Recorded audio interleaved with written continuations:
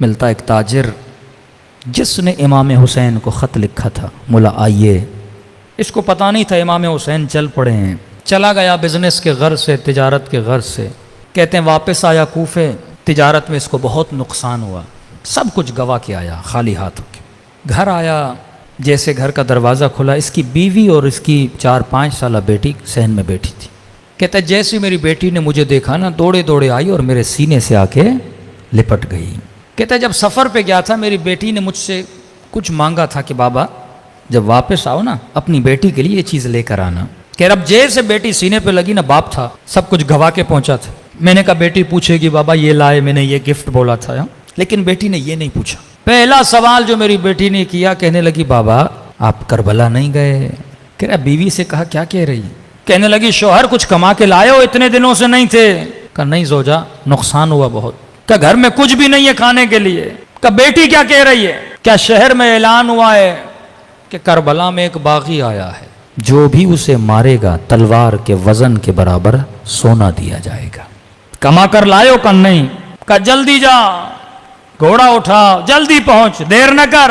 پورے کوفے کے لوگ جا رہے ہیں، جنگ ہے، اس نے گھوڑا لیا، بے دریغ دوڑاتے دوڑاتے پوچھتے پوچھتے میدان کربلا پہنچا۔ تاریخ لکھتی ہے جب جس وقت یہ کربلا پہنچا تھا یہ غالباً عصر عاشور کا وقت تھا۔ اس نے دیکھا میدان کربلا پہ لاشیں بکھری ہوئی ہیں، ایک ہجوم ہے گھوڑے سواروں کا، نیزے برداروں کا، اور اس ہجوم کے بیچ میں ایک شخص تکو تنہا کھڑا ہے۔ کوئی اسے پتھر مارتا ہے، کوئی اسے تیر مارتا ہے، کوئی اسے نیزہ مارتا ہے، کوئی دور سے تلوار مارتا ہے۔ کہتا میں سمجھ گیا یہ دشمن ہے جسے مارنا ہے۔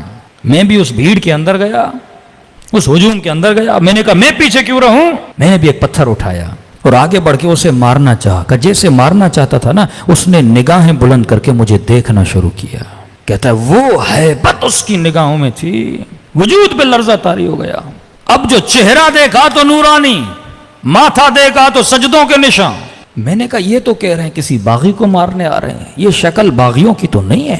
فوراً اپنے عقل کو روشن کیا اور جہالت کے لشکر کو مارا کہ کہیں ایسا نہ ہو غلط آدمی کو مار دو، پہلے پوچھو تو صحیح کون ہے۔ کہتے آگے بڑھا اور میں نے کہا السلام علیک ایھا الشیخ الکبیر، اے بوڑھے تجھ پر میرا سلام ہو۔ کہتے جب سلام کیا نا تو گویا اس کے چہرے پہ خوشی کے آثار آ گئے۔ کبھی سوچا عاشور کے دن 100 مرتبہ مولا کو کیوں سلام کہنے کے لیے بولا گیا؟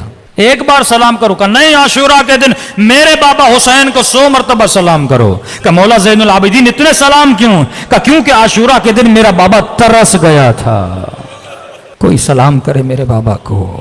کہتے تھے یہ مسلمان نہیں ہے، اس کو کیوں سلام کریں؟ اس نے کہا السلام علیک ایھا الشیخ الکبیر، اے بوڑھے تجھ پر میرا سلام ہو۔ اس نے کہا وعلیک السلام، تجھ پر بھی میرا سلام ہو۔ میں نے کہا آپ کون ہیں؟ کہ عجیب ہو، بلاتے بھی خود ہو، پوچھ بھی خود رہے ہو میں کون ہوں۔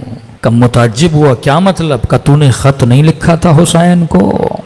اب 5 منٹ کے لیے تصور کریں تیرے ہاتھ میں پتھر ہو اور تو کسی کو مارنا چاہے، اسی وقت تجھے پتا چلے یہ تیرا امام زمانہ ہے، کیا گزرے گی انسان پہ؟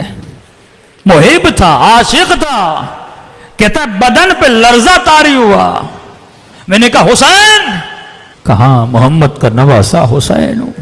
کہتا ہے دوڑا دوڑا مولا کے قریب گیا۔ میں نے کہا مولا جب تک زندہ ہوں یہ تیر، یہ تلواریں، یہ پتھر اپنے وجود پہ کھاؤں گا۔ امام نے کہا نہیں، تیرا نام شہداء میں نہیں ہے، حسین کی بات مان، وقت بہت گزر چکا ہے، جتنا جلدی ہو سکے کربلا کی سرزمین سے نکل جا۔ میں نے کہا مولا اس حال میں اپنے مولا کا حکم دے رہا ہوں نکل جا، تیرا نام شہداء میں نہیں ہے۔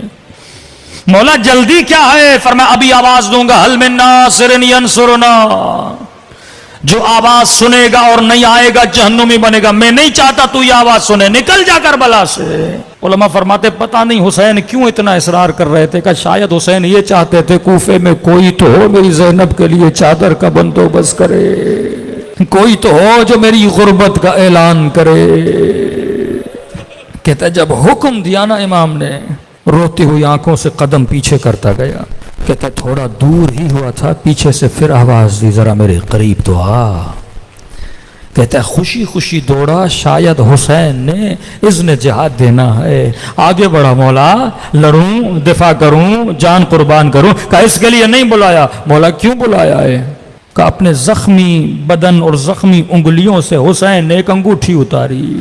مجھے نہیں پتا میرے مولا کی انگلیوں میں انگوٹھیاں تھی کتنی، ایک انگوٹھی تو ظالم نے انگلی سمیت کاٹ لی تھی، انگوٹھی اتاری اور مجھے دی۔ کہتا میں پریشان ہوں، مولا مجھے کیوں دے رہے؟ کہ دیکھ تو سفر پہ گیا تھا، تیرے گھر میں 4 سالہ بیٹی ہے، اس نے تجھے کہا تھا بابا میرے لیے انگوٹھی لانا، تجھے یاد نہیں تھا، حسین کو یاد ہے۔ اتنی محبت کرتے حسین تیرے بچوں سے۔ فرمایا تو بھی اپنے بچوں سے اتنا عشق نہیں کرتا جتنا حسین کرتے ہیں۔ شمر سینے پر ہے، کہتے شمر اب بھی وقت ہے، اب بھی وقت ہے، میں ضامن ہوں، گلا نہ کاٹ۔ کہتے لہی نے چھری چلائی پر گلا نہیں کٹا۔ پوچھنے لگا حسین گلا کٹ کیوں نہیں رہا؟ کہ یہ وہ جگہ ہے جہاں میرے نانا بوسہ دیا کرتے تھے، چھری نہیں چلے گی۔ دیکھ رہا ہے، کہتے ہیں گودی قتل گا جدال عقل و جہل تھا، وہاں پر بھی حسین بتا رہے ہیں عقل کیا ہے اور جہالت کیا ہے۔ یہاں پر بھی شمر باز نہیں آ رہا، اپنے ہاتھوں سے اپنے لشکر کو قتل کر رہا ہے۔ تبھی میرے چوتھے امام فرماتے ہیں میرے بابا کا گلا آگے سے نہیں کاٹا گیا، پیچھے سے کاٹا گیا۔ سجدہ شکر عطا کر خدا نے حسین جیسا امام دیا جو تیری نسلوں سے پیار کرتا ہے۔